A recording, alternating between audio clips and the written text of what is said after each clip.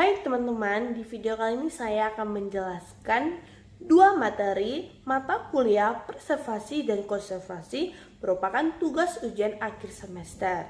Nah, sebelum itu saya memperkenalkan diri. Perkenalkan, nama saya Witri Litani Manurung dengan NIM 20261113, Prodi Informasi Perpustakaan dan Kearsipan, dan bersama dosen Ibu Desriani SOS MIKOM. Mata kuliah ini dengan nama preservasi dan konservasi. Nah, di materi pertama saya akan membahas tentang perbaikan bahan pustaka dan restorasi. Ini merupakan materi pada pertemuan 11. Lanjut, yang pertama, cara perbaikan bahan pustaka.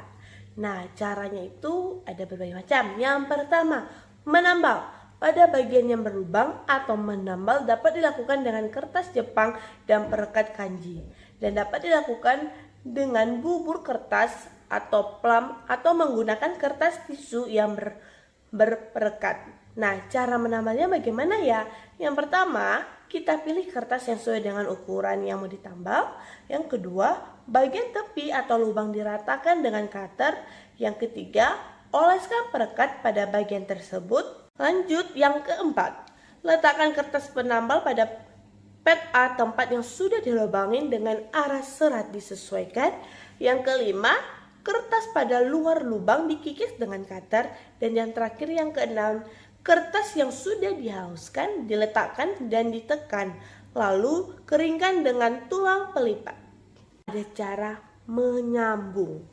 Cara kedua ini dengan tujuan merekat bagian yang sobek atau lemah, karena lipatan biasanya diperkuat dengan potongan kertas dari jenis tertentu. Agar bagian yang sobek tidak bertambah besar atau lebar, maka diperbaikilah dengan cara menyambung. Caranya bagaimana ya? Nah, cara yang pertama, kita tetap juga harus memilih kertas untuk disambung disesuaikan dengan kondisi bahan pustaka. Lalu yang kedua, letakkan penggaris sesuai arah panjang serat. Ketiga, tarik garis dengan tercepen telah dicelupkan. Yang keempat, kertas dilipat dengan tulang pelipat. Lalu yang kelima, kertas ditarik menurut garis yang dibasahi. Lalu yang keenam, rapatkan kertas yang sudah dirobek dengan hati-hati. Ketujuh, oles perekat, lalu letakkan di bawah pemberat sampai kering dan sisa kertasnya dipotongkan hingga rapi. Lanjut, yang ketiga, penjilidan. Untuk menghimpun atau menggabungkan beberapa lembaran kertas menjadi satu serta dilapisi oleh cover. Penjilidan dilakukan pada bahan pustaka yang sampulnya rusak, benangnya dijahit lepas, atau nomor halaman yang tidak berurut lagi sehingga perlu dibongkar dan dijilid kembali. Nah, bahan yang diperlukan seperti pisau, palu, pelubang, gunting, tulang pelipat, penggaris dengan kuas, gergaji benang, atau pemindahan jahit dan penggerpes. Nah, cara penjilitan ini ada stepnya. Step yang pertama, menghimpun kertas-kertas atau bahan pustaka. Penghimpunan harus dikerjakan secara teliti. Jangan salah mengurutkan nomor halaman. Kalau majalah, jangan salah mengurutkan nomor penerbitnya. Panjang, pendek, serta lebar kertas harus disamakan. Nah, penggabungannya, dalam melakukan penggabungan kita harus melihat jilitan macam apa yang harus dikehendaki sesuai dengan slip petunjuk. Penjilitan ada jenis beberapa, yaitu jilid kain, signature binding, jilid punggung, jilid spiral, dan jilid lakban. Nah, ada jilid lakban, spiral, punggung, dan bindung. Dari situ kita bisa mengetahui teknik-tekniknya juga. Teknik dan nama jilidnya aja berbeda, maka juga prosesnya juga berbeda. Nah, semoga proses jilidan ini dapat kita lakukan di rumah nih. Yang biasa kita lakukan itu adalah jilid lakban. Lanjut, kegiatan pemilihan terhadap koleksi bahan pustaka yang ada di perpustakaan dengan tujuan agar bahan pustaka yang tidak sesuai lagi diganti dengan bahan pustaka yang baru, memperbaiki penampilan dan kinerja perpustakaan, meningkatkan daya guna dan hasil guna ruang dan koleksi, dan mengetahui mutu, lingkup, dan kedalaman koleksi. Nah, penyiangan ini dapat dilakukan dengan yang pertama, menyingkirkan bahan perpustakaan dari tempatnya ke ruang penyimpanan khusus. Lalu yang kedua, menghapus atau memusnahkan pustaka. Yang ketiga, menukar bahan perpustakaan dengan bahan perpustakaan lain. Yang keempat, menghadiahkan bahan perpustakaan kepada perpustakaan lain. Nah, lalu ada bahan yang perlu disiangkan itu seperti bahan perpustakaan yang isinya sudah usang, bahan perpustakaan yang isinya sudah tidak ada edisi baru, lalu bahan perpustakaan yang jumlah eksemplarnya terlalu banyak, lalu bahan perpustakaan yang fisiknya sudah sangat rusak. Ada stock of name, merupakan kegiatan perhitungan kembali koleksi bahan pustaka yang memiliki perpustakaan. Dan sebelum itu perlu dipertimbangkan waktu dan kebutuhan pelayanan yang dibutuhkan. Lanjut, ada tujuannya. Tujuan yang pertama yaitu mengetahui dengan tepat buku yang memiliki katalog. Yang kedua, mengetahui bahan pustaka yang hilang.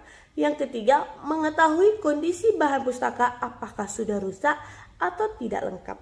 Yang keempat, mengetahui dengan tepat profil koleksi bahan pustaka yang ada di perpustakaan. Yang kelima, mengetahui jumlah judul atau eksemplar koleksi bahan pustaka dan menurut golongan klasifikasi dengan tepat.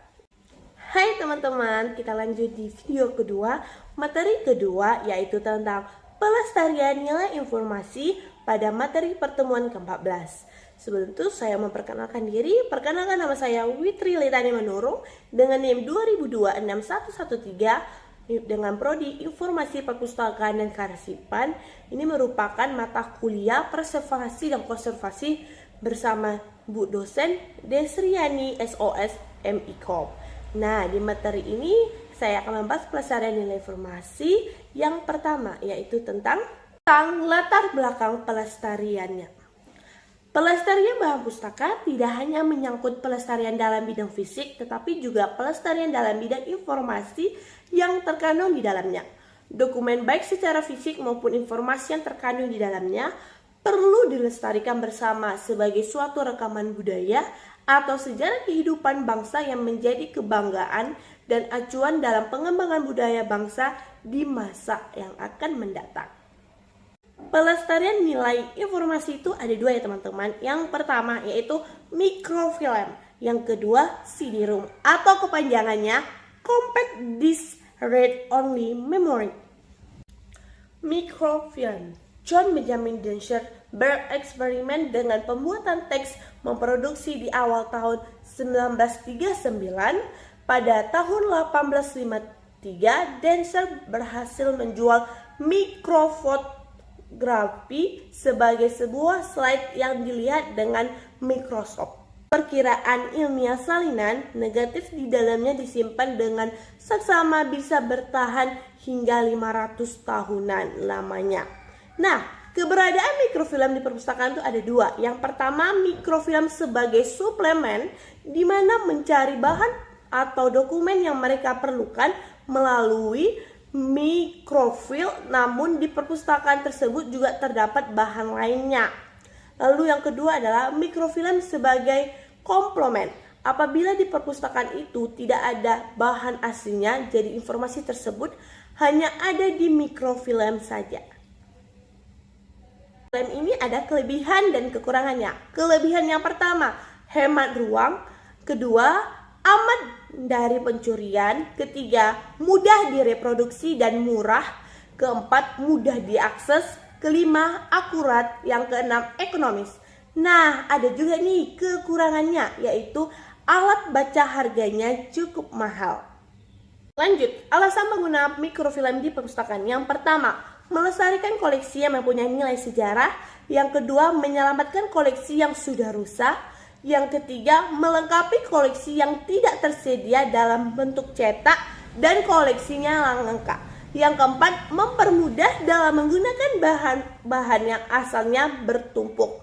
Yang berikutnya, menghemat uang dalam pengiriman, lalu mengurangi kerusakan dan menggantikan interlibrary loan. Lalu ada nih beberapa pertimbangan penyebab dibuatnya mikrofilm. Yang pertama, bahan pustaka yang sudah rusak sehingga tak perlu lagi disimpan lagi. Kedua, bahan yang masih baru tetapi nilai visinya tidak penting untuk penghematan ruangan. Lalu ada bahan yang sangat penting kalau dipinjamkan dikhawatirkan rusak. Itulah alasan dibuatnya mikrofilm di dalam perpustakaan. Lanjut, CD-ROM atau Compact Disc Read Only Memory. CD-ROM ini pada tahun 1982 di Library of Congress semula bermaksud mengadakan pelestarian dokumen dengan teknologi video disc. Dahulu satu disc itu hanya berkapasitas 108.000 halaman kuarto atau sekitar 200 buku. Sekarang bisa 500 buku. Hal ini sangat menghemat tempat penyimpanan dan memudahkan penemuan kembali informasi. Alasan teknologi ini sangat diminati. Yang pertama, merupakan sarana penyimpanan yang berkapasitas tinggi. Yang kedua, beberapa jenis dari teknologi ini tidak mahal. Yang ketiga, beberapa jenis dari teknologi ini tahan lama. Yang keempat, tahan terhadap gangguan yang disebabkan oleh elektromagnetik. Yang keempat, kebanyakan portabel. Lalu yang terakhir, mudah dihubungkan dengan PC-nya. Lanjut, pelestarian CD-ROM. Yang pertama, memperhatikan sifat dan watak PC-nya. Lalu disk drive harus rajin dibersihkan dengan alkohol. Lalu hindari adanya virus pada PC-nya. Jaga temperatur ruang tetap dingin. Standar kelembapan berkisar antara 40 hingga 60%. Lalu tempatkan disket pada tempat yang terlindungi dari sinar matahari dan sumber panas lainnya. Nah, alasan teknologi ini sangat diminati adalah yang pertama, merupakan sarana penyimpanan berkapasitas tinggi. Lalu beberapa jenis dari teknologi ini tidak mahal. Lalu beberapa jenis dari teknologi ini tahan lama. Lalu tahan terhadap penggunaan atau penggangguan yang disebabkan oleh elektronik magnetik. Lalu kebanyakan portable dan mudah dihubungi dengan PC. Pertama, Optical Read Only Memory atau OROM adalah piringan di mana informasi hanya dapat direkam sekali saja, termasuk CD audio, CD interaktif atau CDI. Lalu ada Write Once Read Mini Memory atau Write Once Read Forever Disc. Misalnya ROM Disc atau CD-ROM atau kepanjangannya Compact Disc Programmable. Read Only Memory dan Data ROM. Lalu ketiga ada Erasable Memory, misalnya CD-EPROM atau kepanjangannya Compact Disc Erasable. Programmable, Read Only Memory, dan Data ROM. Nah, dalam CD-ROM ini juga ada keunggulannya. Yang pertama, sarana penyimpanan berkapasitas tinggi. Kedua, menghemat tempat. Lalu harganya murah, tahan lama, dan memudahkan pembuatan katalog. Sekian video saya teman-teman, semoga bermanfaat bagi teman-teman untuk menambah wawasan teman-teman. Nah, jika ada kesalahan dan kekurangan saya mohon maaf.